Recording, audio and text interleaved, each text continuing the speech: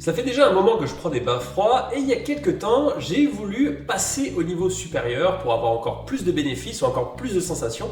J'ai cherché ce qui se faisait sur internet et j'ai découvert qu'on pouvait combiner le bain froid et le sauna. Salut à toi, je m'appelle Valentin, je partage mes découvertes sur les bains froids car j'en prends depuis plusieurs années sur cette chaîne et aujourd'hui on va voir ensemble quels sont les bénéfices de combiner les bains froids et le sauna et je vais même te partager mon protocole que j'utilise lorsque je pratique les deux. Première étape, on va voir ensemble quel est l'intérêt de combiner le sauna et les bains froids. La toute première chose, c'est augmenter les graisses brunes. Les graisses brunes, ce sont des bonnes graisses qui viennent tirer le sucre et la graisse qui est dans ton sang pour produire de la chaleur. Donc surtout si tu es comme moi et qu'un de tes objectifs c'est d'être moins frileux pendant l'hiver, ça va être quelque chose que tu vas rechercher. 2. L'augmentation du niveau de dopamine. Quand tu sors d'une session de sauna et de bain froid, tu es heureux, tu es apaisé, c'est normal que ton corps relâche des hormones comme la dopamine, l'hormone du bonheur, et après une matinée à avoir pratiqué le sauna et le bain froid, je t'assure que tu seras dans un excellent mood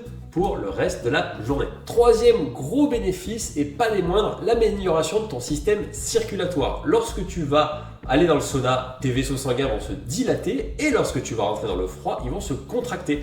Tu vas les entraîner à la manière d'un muscle et l'intérêt de tout ça, c'est de pouvoir mieux distribuer tes nutriments et l'oxygène dans les différentes régions de ton corps car ton système circulatoire aura été entraîné. Enfin, quatrième avantage, la récupération musculaire. Si tu es un sportif, eh bien le chaud va t'aider à détendre ton muscle et le froid est un anti-inflammatoire. Tu vas donc améliorer ta récupération si tu pratiques les deux en même temps. Si tu veux en savoir plus sur la récupération musculaire grâce au bain froid, je te mets une vidéo juste ici. On va voir maintenant le protocole que j'utilise pour les bains froids et le sauna. Honnêtement, je suis allé chercher ce que disait la science et les experts dans le domaine et voilà ce qu'ils recommandent, à savoir 11 minutes de bain froid par semaine à une température assez froide pour que tu aies vraiment envie de sortir du bain, mais pas trop froide pour que ça soit dangereux pour toi.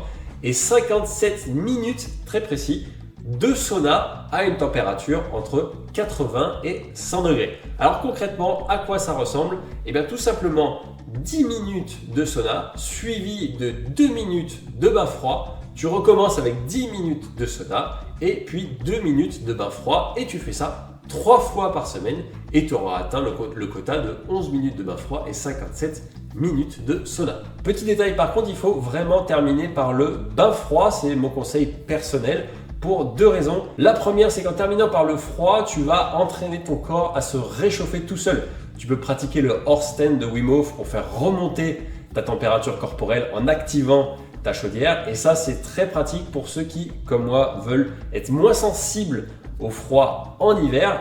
Et la deuxième raison, c'est que le sauna, ça a tendance à ramollir. Donc si tu termines par le sauna, en général, tu as un peu de mal à rentrer dans ta journée après, tandis que le froid, c'est stimulant et en général, tu as envie de tout casser, ce qui est une sensation hyper agréable. C'est tout, j'espère que tu auras envie de tester le mélange de sauna et de bain froid. C'est selon moi une expérience qui vaut vraiment la peine d'être vécue. Si tu veux t'équiper d'un bain froid, tu trouveras un lien en description et je te mets une vidéo juste ici pour continuer à en savoir plus sur les bains froids.